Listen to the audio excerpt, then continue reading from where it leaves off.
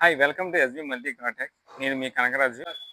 ఇప్పుడు మీరు చూస్తున్న వెహికల్ వచ్చి Eco Sport 1.5 engine diesel version. ఇది వచ్చేసరికి నేను శనివారం నాడు కారు ట్రయల్ చూద్దామని చెప్పి హైవే మీదకి వెళ్తే అక్కడ రోడ్డు పక్కన ఆగిపోయి ఒక ఫ్యామిలీ మెంబర్స్ అందరూ బయట నుంచి వెయిట్ చేస్తున్నారు. ఏంటని చెప్పి నేను అడిగాను.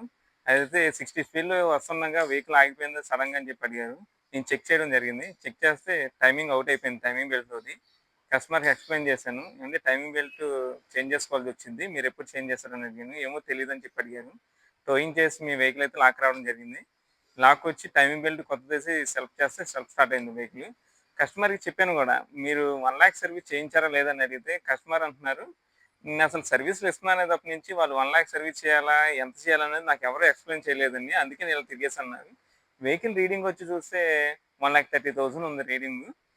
ఇది చేంజ్ చేయాల్సింది 80 నుంచి 1,00,000 సర్వీస్‌లో ఈ బెల్ట్ అనేది చేంజ్ చేయాలి. చేంజ్ చేయకపోతే బెల్ట్‌లో ఇది తీస్తున్నాయి చూసారా? ఈ తీస్ అనేది కట్ అయిపోయి ఇక్కడి నుంచి మనకి రోల్ అయిపోయి క్రాంకును, క్యామ్ రోల్ అయిపోయి టైమింగ్ అవుట్ అయిపోయి రోడ్డు మీద బ్రేక్ డౌన్ అయ్యే ఛాన్సెస్ ఉంటాయి. నేను చాలా వీడియోస్‌లో నేను చెప్పాను. ప్రతి సర్వీస్ టు సర్వీస్ ఒకసారి చెక్ చేసుకోవాలి. లేదా రోడ్డు మీద వెహికల్ బ్రేక్ డౌన్ అయ్యే ఛాన్సెస్ వస్తాయని కూడా చెప్పాను.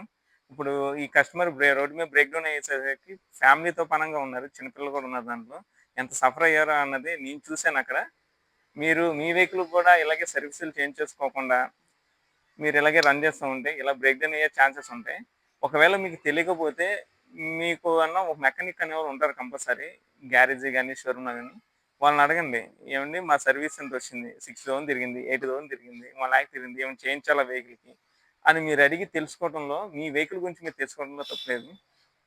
అలా తెలుసుకోకుండా సడెన్‌గా రోడ్డు మీద ఆగి మీ వెహికల్ ఇబ్బంది పడి, మీరు ఇబ్బంది పడి, మీ ఫ్యామిలీని కూడా సఫర్ చేయాల్సొచ్చింది. ఆలోచించుకోండి.